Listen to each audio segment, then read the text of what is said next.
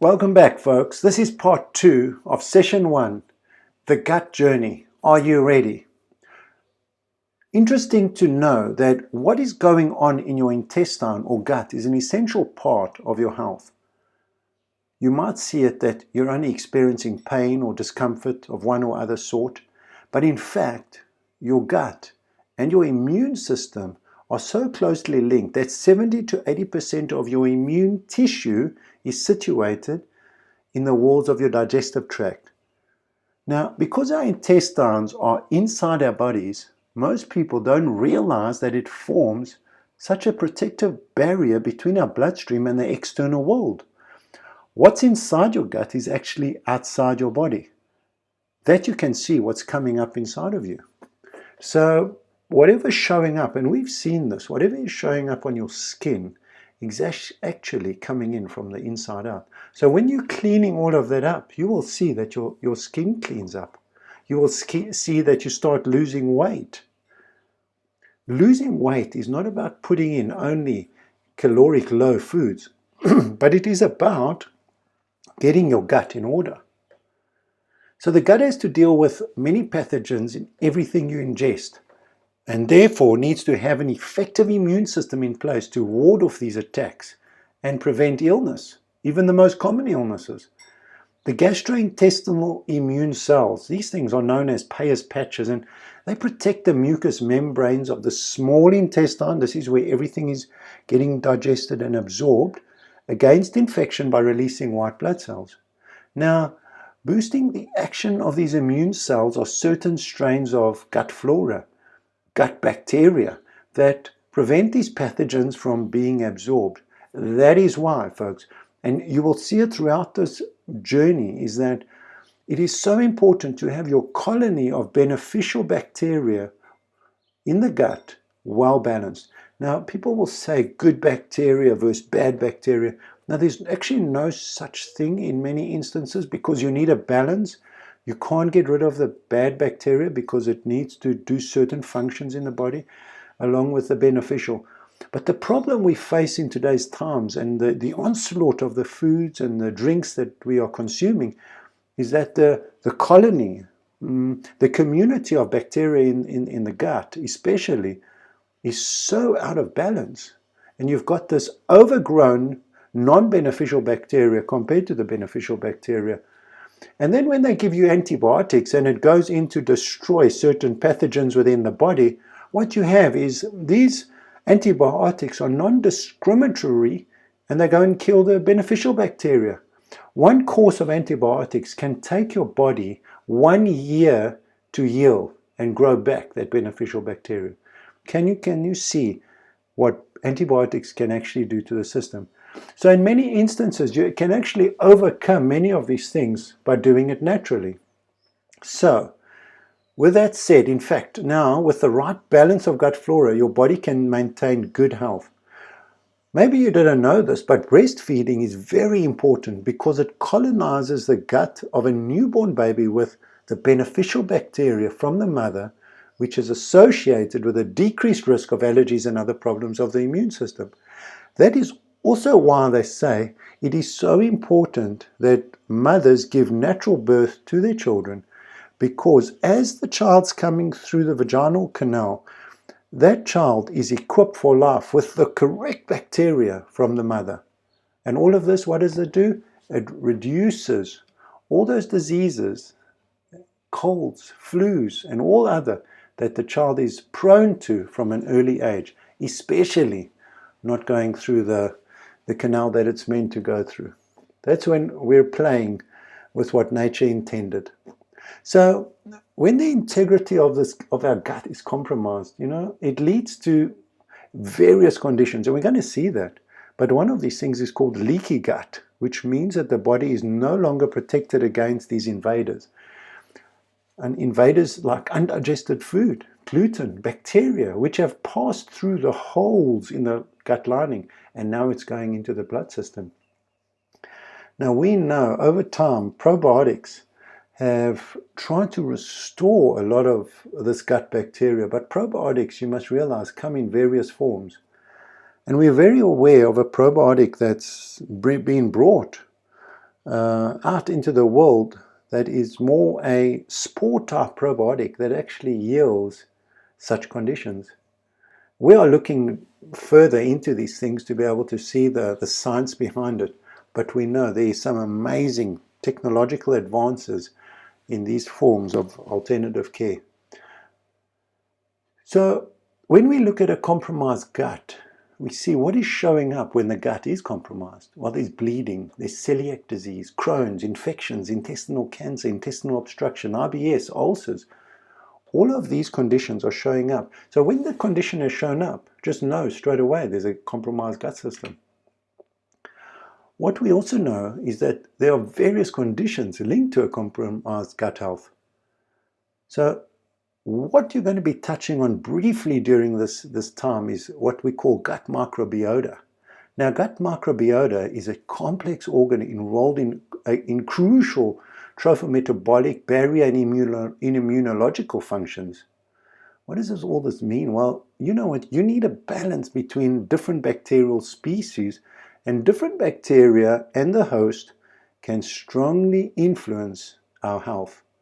Now, what they're saying is that an unbalanced gut microbiota, and they've got a term that they use, and this term is called dysbiosis, is involved in the pathogenesis of most gastrointestinal disorders. So what are these disorders? Well, in front of you, allergy, anxiety, asthma, atherosclerosis, autism, celiac, cancer, cardiovascular diseases, depression, diabetes, gastric, ulcers, epilepsy, multiple sclerosis, obesity. So obesity from eating too much? Yeah, in many instances. Eating the wrong food? Yeah, in many instances. But in many instances, we've got an unbalanced gut microbiota. We've got dysbiosis. We've got dysfunction within the gut lining. We've got dysfunction in the gut colony of all this bacteria. So what do we need to do? We need to go and repair that. And how do we do that? We do that through the digestive system. Now, the digestive system is so vital to our overall gut health that we actually fail in so many instances not to be bringing in what we call nutrient-dense and caloric-low foods. Society across the board is bringing in caloric-dense and nutrient-deficient foods into their systems. Why are we doing this to ourselves? Now we're saying, don't do this. Try and reshape and re-engineer what you're doing with your gut health. Now, I've been down this where my gut health was, and you will hear it more and more, was in a bad space at one time. But because I was able to re-engineer what I was doing with the foods I was eating, I was able to restore it and restore the ecology of the bacteria within the gut. So why is this so important to us? Well, once food comes into our mouths, whatever it is, we call food, whether you're drinking a green smoothie or having a carrot juice, whenever food comes into your mouth, chew it and chew it properly. Because while you're chewing, this food is being broken down, but while it's being broken down, even if it's a green smoothie, it's already broken down, but the enzymes, the salivary amylase begins digesting starch and the polysaccharides. Okay, so there's enzymes being produced, but not only in the mouth while you're chewing. Every organ in the body is getting ready for digesting this food that's coming through. It's not only getting ready once it hits that organ. It gets ready as soon as we're starting to chew. And what's very important when you're chewing something is you're putting your signature on it. Put your signature on it. Even if it's something you're drinking that is super healthy, the carrot juice, the green smoothie, the berry smoothie, the cacao chocolate smoothie, whichever. Chew it. So then we go into phase 2 where we got these pancreatic juices also containing digestive enzymes secreted in the small intestines. And why? Because there we're going to be digesting the nutrients, the vitamins, the minerals. So, and as this food is going down, obviously we want it to be broken down as much as we can when it's coming to the mouth. And so many times, I see it all around us. Even when you're eating unconsciously, you're swallowing before the food is actually properly broken down into smaller pieces. You could even double up on your chewing efforts straight away, and you will see that you're already starting to digest your food better. So there's a form of what we call conscious eating. And when you're eating consciously, you're digesting consciously and you're absorbing consciously. It's when we just throw in these foods in our system that it's not getting absorbed, and we're sitting with all these other problems with bloating and indigestion and so much more. And that was me, folks. I used to eat just to get the calories and the protein in my system. And I sat with all these things. But because of the purpose of why I was doing it, I just continued doing it until it got to such a stage that I had to change. Because if I didn't, I would have been suffering to this day. So in phase 4 of this digestion, and this is a very simple diagram and a very simple explanation, but just giving you an idea, in stage 4 you will see the green intestine there is your large intestine, and no further digestion happens there. But what's important to know there is this is where the cancers, although cancer is being found throughout the system, a lot of colon cancer is being found. And right at the bottom there where it says your sigmoid colon, we're sitting with cancerous growths there. So the food is sitting in this large intestine for a very long time. It's rotting. It's not fermenting only. It's rotting. And it's not coming through. So that's why that fiber is so important. The cleansing process is a daily process. It's not a once-off process. It's daily. We are moving the food through our system all the time. Now, that colon cancers, when you go and do your own research about this, you'll also find the colon cancers are ending up also higher up in the colon, in the descending colon, in right at the top part of the green large colon, in the transverse colon. So various parts of the colon are being infected by colon cancer. Folks, you don't want to be sitting with that. So there's ways to clean it. We're going to touch on a few ways in session 2 on how to clean out the system. But it's going to take you, your own goals on how to be able to achieve your cleansing process. And in our further classes, in our master class immediate and our master class advanced, we're going to actually be taking you through online sessions on how to do this in even greater depth. So what do we need to look at? When we're not eating correctly and the gastrointestinal tract integrity is compromised, we find that the ileum and the jejunum ends up as an acid milieu. So this is where the large and the small colons are meeting, and where the colons are meeting the gut. We sit with so much acid there, and it's got to be alkaline to be able to absorb. So as more acid is accumulated, what we're finding is the tissue in the colon begins to deteriorate. It's actually, there's a rusting that's happening within the arteries and the veins.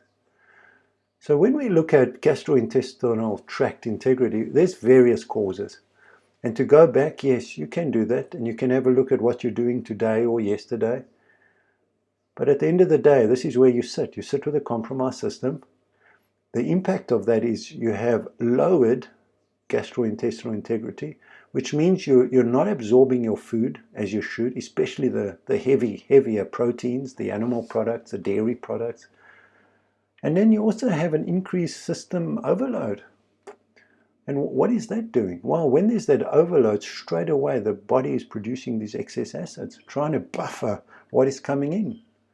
Now, if you're eating these foods ongoingly, if you eat it now and then, once off, once a week, you're sure the body can repair from what it had to endure, or what you had to put it through. What I say is love your gut, love yourself. Once you know how to do that, you'll be very cautious on what you're putting into your gut. We don't want to go and harm somebody that we love. We don't want to harm the gut. We should not be abusing it. And how did we get to that point? I ask myself that question. How did I get to the point to actually go and abuse my internal organs from what I was doing? And the simple answer is I was programmed through messages, through information that was not beneficial at that point in time. So what do we want to do? We want to be able to prevent all these things that is happening to us.